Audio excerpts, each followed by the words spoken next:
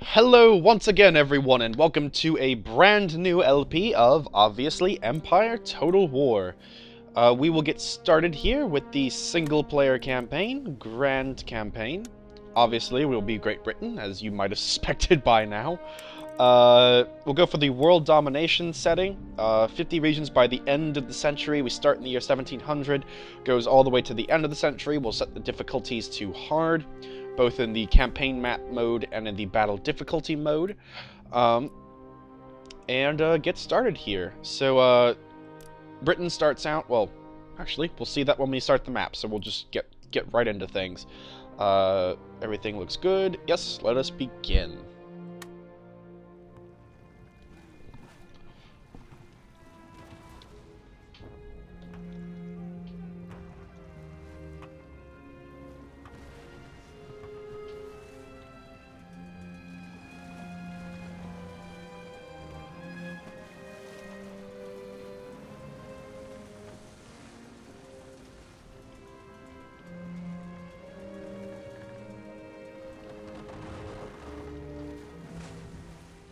Your first priorities as an island nation should be to ensure you have adequate naval defenses in place, as a strong navy is the key to protecting your shores.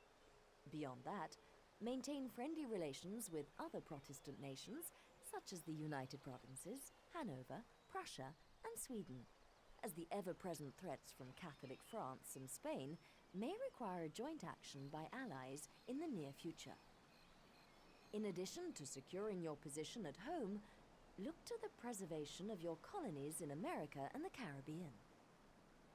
France and Spain are always interested in expanding their overseas territories, and your colonists will provide easy pickings for less scrupulous nations, if left unprotected. There is also much unexploited territory in the Indian subcontinent. Gain a foothold here before your rivals do.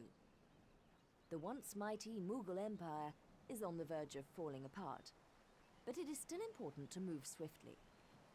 The up-and-coming Maratha Confederacy is ready to pounce and forge an empire of their own, so allying with them against the Mughals could be a useful strategy. It is especially vital to act in India before the French gain a foothold and begin to work against you as they have in America. Okay, so some advice there from the computer AI, and the last we'll ever hear of her.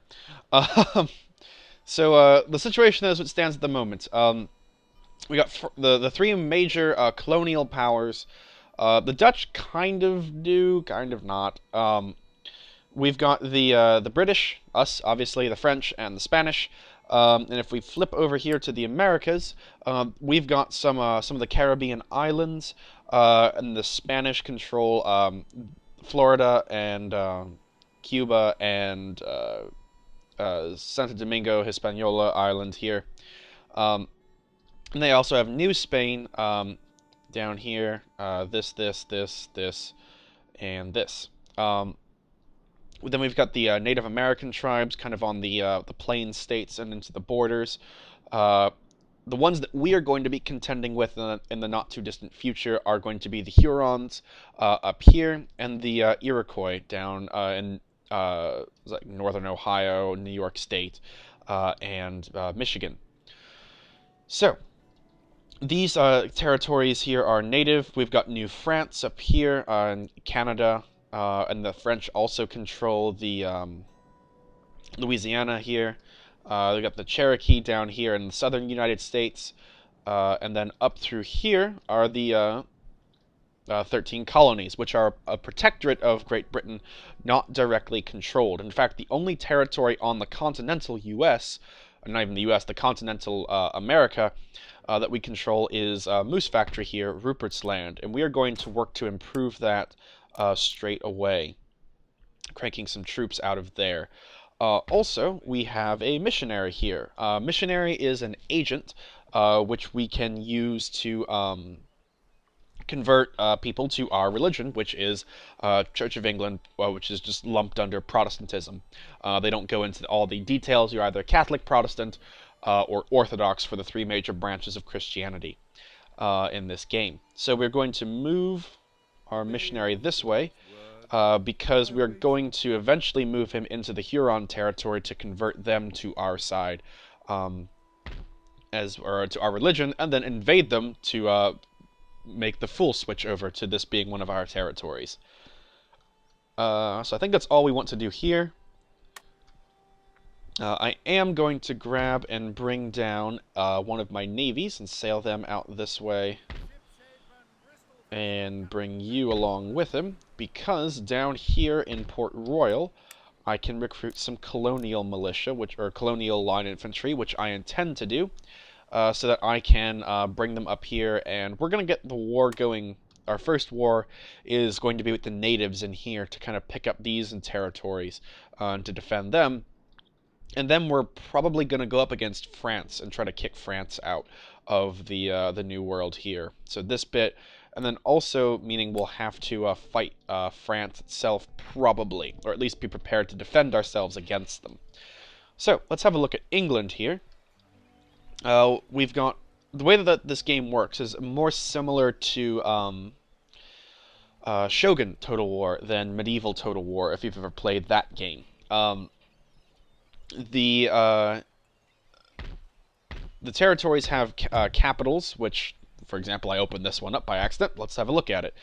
You've got your noble happiness and your middle class, low class happiness, and the various things that improve or pull against that.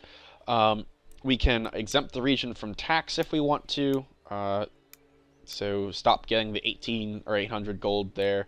So that's what the settlement looks like. Also down here in the card, you've got a number of buildings that you can improve and put into the settlement. And we're going to improve in Ireland the governor's residence.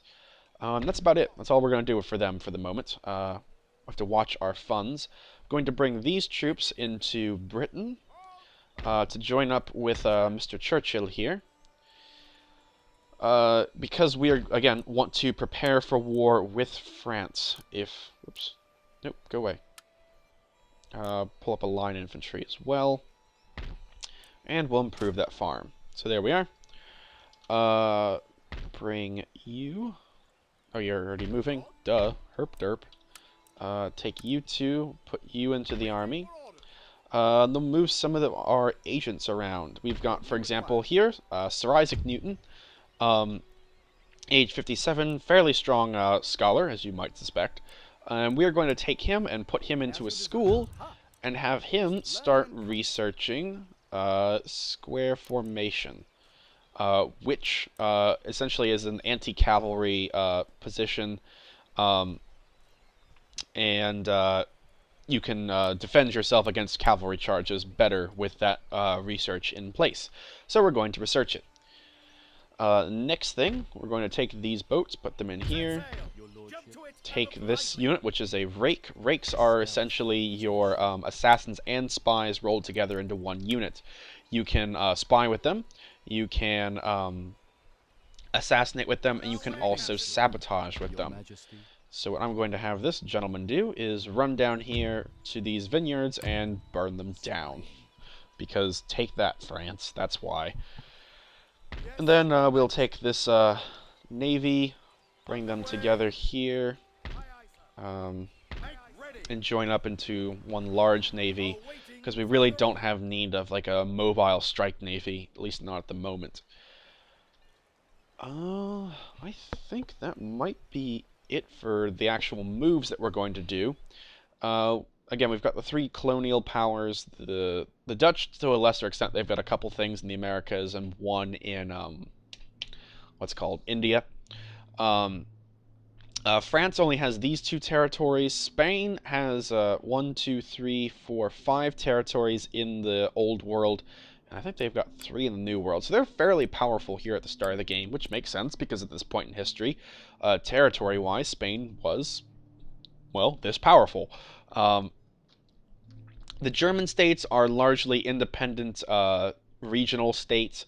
You've got, Rhineland, Hanover, Prussia in here, Saxony. Then you've got Austria down in here. Then the Ottomans in this region, down to the Holy Land into Egypt.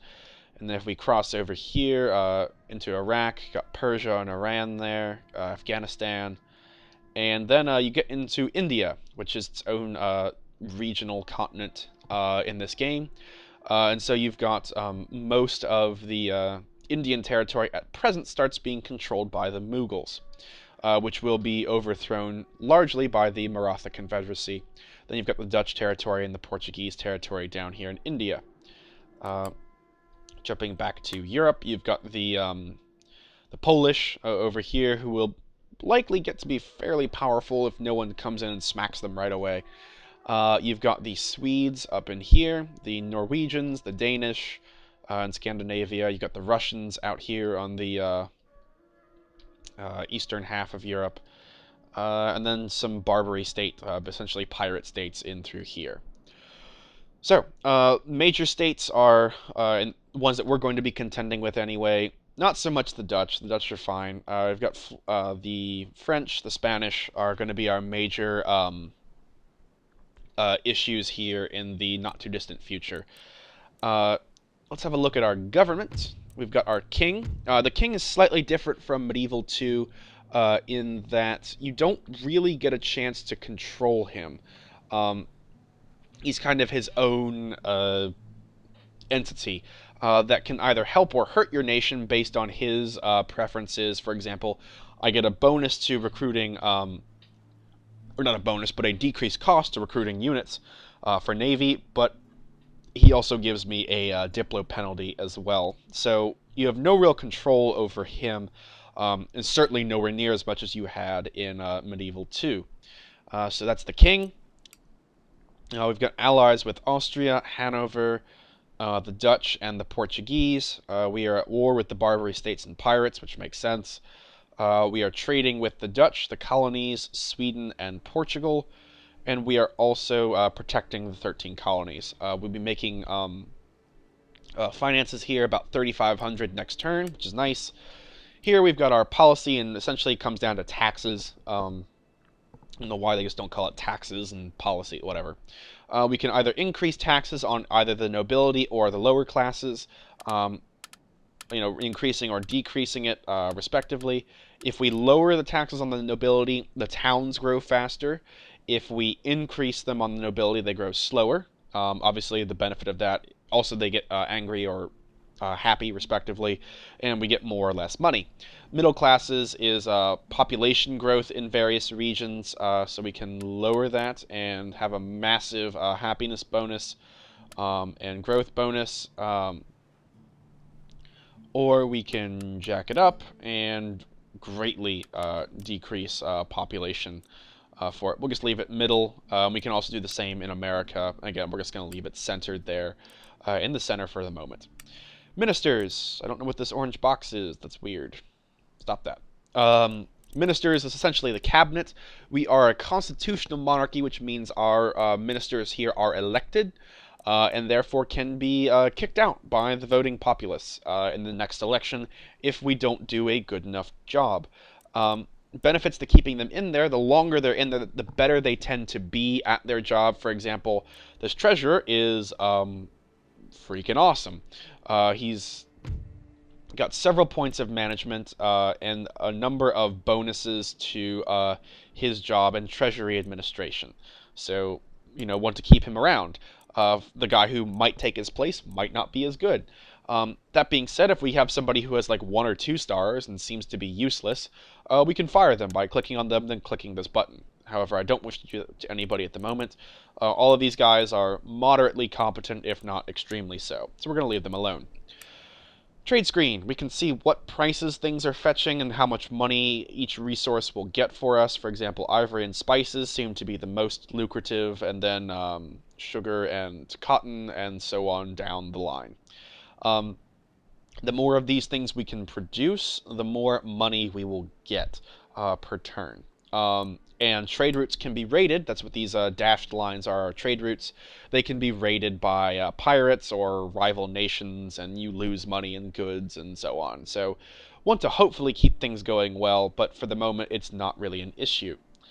We've looked at the tech tree. We've got economic technologies and philosophical, social technologies as well.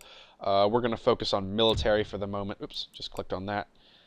Diplomatic relations, we can open up trade routes with people or see what their attitude towards us is, friendly or not or whatever.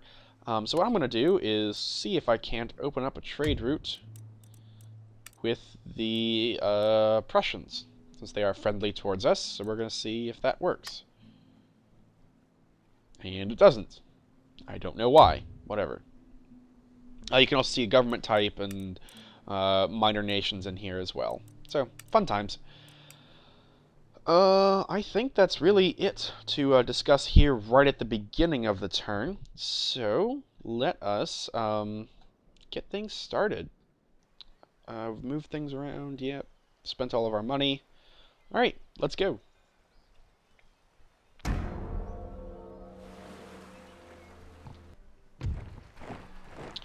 Okay, we've got a war going already, and it's between Poland and Austria. Really? This is not advantageous for me to get into, because, one, I'll be angry with all of these countries, which I don't want to do. Perhaps if Poland calls in its allies. Two, Austria doesn't really have anything to offer me, in terms of an alliance. They're Catholic, nothing against Catholics, but they're Catholic and we're Protestant.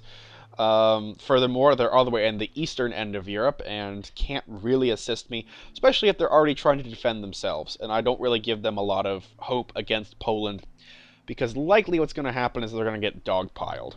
And so keeping that alliance isn't advantageous to us and is only going to result in pissing people off. So, no, Mr. Austria, we are not going to accept your cry for help. We're going to let you go.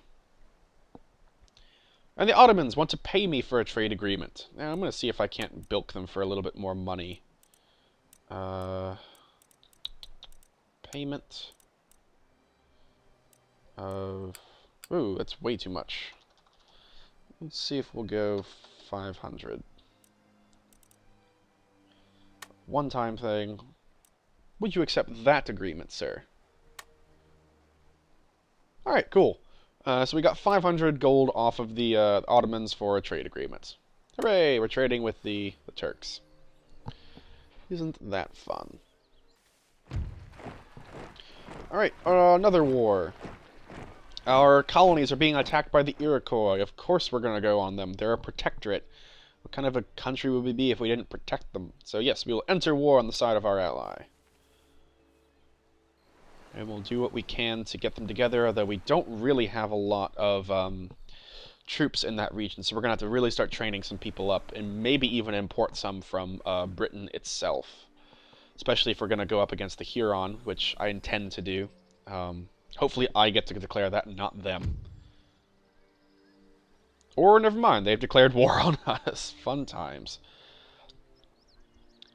Not going to call my allies for this, though, because they're not going to be able to help. Hanover, the Dutch aren't going to do anything. The Hanoverians aren't, those aren't. And 13 colonies have the Iroquois to deal with, so no, we're not going to call our allies for that.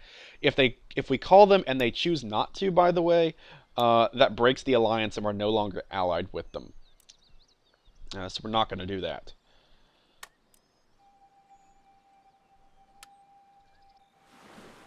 Okay. So, rather eventful interval there. Cool. So some farms have been built. Our alliance with Austria has been broken. That's fine. 13 colonies want us to capture some territories, which we'll work at later on. We've got some other things to deal with now. But occasionally you'll get missions to do things, so we'll accept that. Our recruitment report. War has been declared between the Spanish and the Dutch. So that might go well for them, or it might go horribly. We'll have to see. I think I might take him and move him into the colonies. No.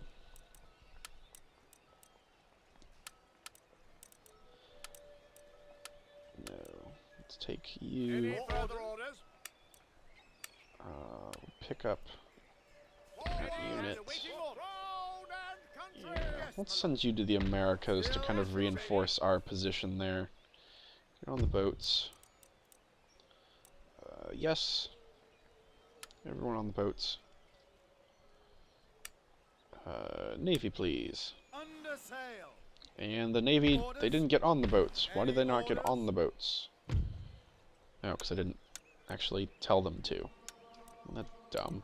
Yes, there we go. Alright. Then let's sail you off to the Americas. We will reinforce Britain. And this general here, Mr. Henri de Maus, will be our commanding general here in Europe. Let's get that going. Infrastructure. Put you in. How are we over here?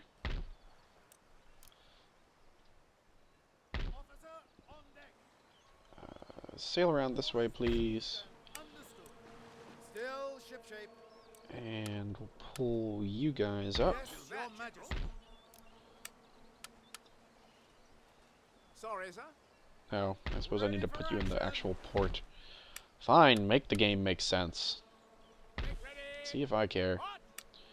Army, join up on the fleet. Onwards! And we're going to sail you around. Does the Bahamas have anybody? They do. Maybe I'll pull up the line infantry and the cannons there. And we'll move in over here. Are you recruiting? You are. Good. So what else can I build? Actually, what's our income at? Maybe I'll hold on to this 1,000. That might be more advantageous to do that. Moment. Yeah, I think I will. Okay. So that's the end of that turn. And crack on. Taking cover.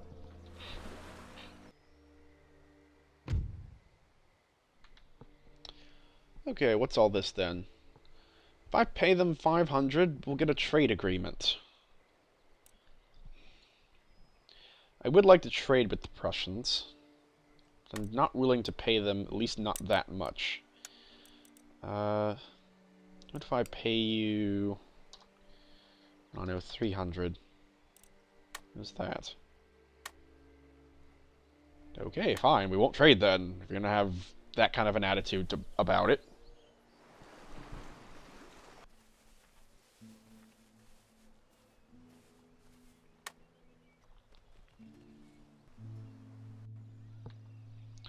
Alright. So let us see where we are. We've got some units recruited. War between Prussia and Austria. So yeah, they're going to get dogpiled, and that's going to be bad for them. How are we up here? Okay, so we've got the Iroquois troops moving in on this settlement. What army do we have there? Put one more troop in.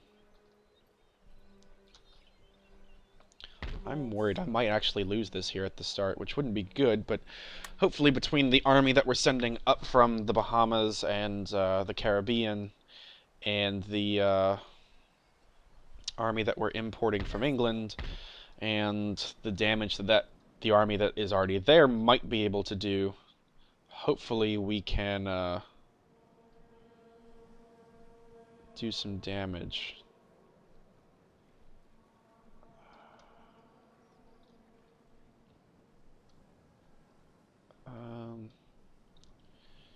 Yeah, let's land you in New York, or in Massachusetts. Sail this way. What? Oh, for God's sake. Kill those pirates. Auto-calc. Yep, thanks. Go away. Ship shape and Bristol fashion, Captain. He's gained a foul-mouthed parrot. Alright, pretty good. Let's get you up here. Quickly, please. Europe.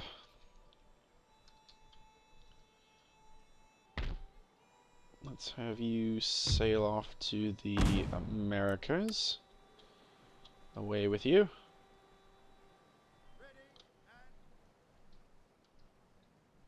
And here, let us look at improving some of our economic buildings. Your orders, Your Majesty. Go grab your troops. Any further orders? And then we'll recruit. Yeah, we can recruit one of those without worrying about spending too much money. And you join up over there. Alright. Who's gained a trait? Is that one of our ministers? Yep. Hey, cool. Our Prime Minister has become more effective. Isn't that nice? And Captain Kidd, pirates, all sorts of bad things. Who knows? Alright, I'm concerned about this territory. But let's see what happens.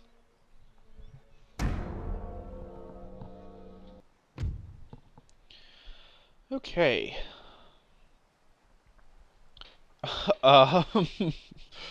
No.